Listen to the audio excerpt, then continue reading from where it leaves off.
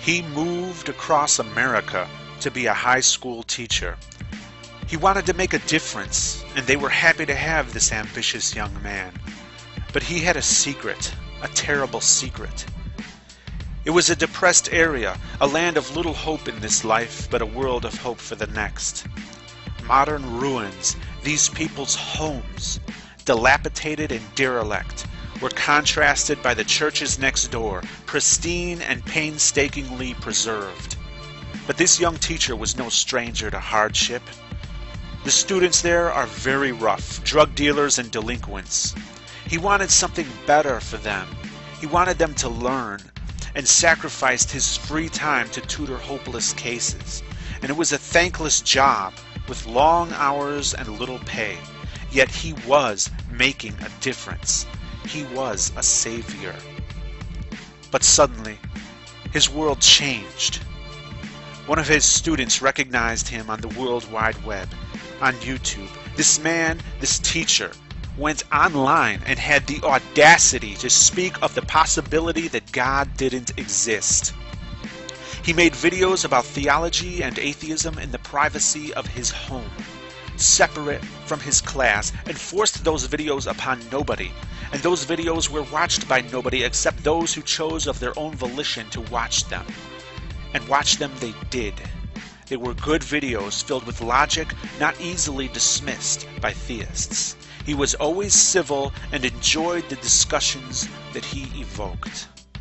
How dare he? News of his presence online spread through his school like a rampant infection. He was ridiculed. They shouted prayers and insulted him. They vandalized his classroom. They drew on the chalkboard, telling him to go back where he came from, surrounding the words with crosses. And they didn't use chalk. They used marker so that it couldn't be erased. And some of the students asked him if it was true, but they couldn't bring themselves to say that damning word, atheist. And on the day before, they greeted him with a nod and a smile, but now they shake their heads and scoff as he says hello. They gawk at him as they would an alien creature in a glass cage. He was threatened with hellfire countless times, and they showed no remorse for his impending suffering. Rather, they were gleeful about it. He would burn for disbelieving, as if he deserved it, as if he could pick and choose his beliefs. This good man was condemned and shunned by convicted drug dealers and assailants, people who he went out of his way to help, people who knew on the previous day that this man was one of the good teachers. And they turned on him without thinking twice. And his fellow teachers confronted him, as students gossiped about him in their classes as well. He was told to get rid of his YouTube channel before the administration had a chance to investigate, or he'd certainly lose his job. All it would take is one angry parent, even a drug dealer's drunken parent, who needs to sober up before being able to comprehend the horror of his precious child having an atheist for a teacher. So, at the risk of becoming homeless, he deleted his channel. In a microsecond, he lost his connection with thousands of friends. In a microsecond, he was cut off and alone in a place that hated him. In a microsecond, excellent, insightful arguments against theism, arguments we could all use, were wiped out. They won. They stopped him, but only for a microsecond. Here and now, we have the power to make his voice louder than they ever feared it could be. The power to make their bigotry backfire in ways they didn't imagine. They, of all people, should have known about martyrdom. He could no longer show his face, but he still has a voice and he has the drive to use it. Subscribe to him, learn from him, use his arguments, make this video viral, make his voice loud. He is now called Grappling Ignorance. It seems that those who were once fed to the lions have become the lions.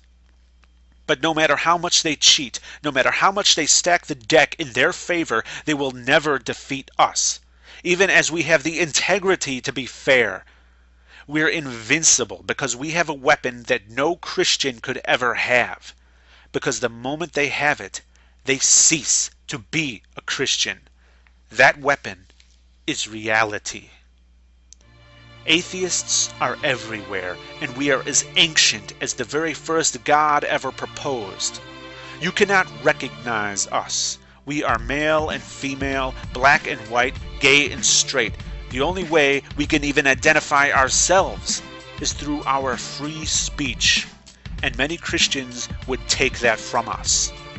But be very careful about how you treat the minorities of today, because we will be the majority of tomorrow.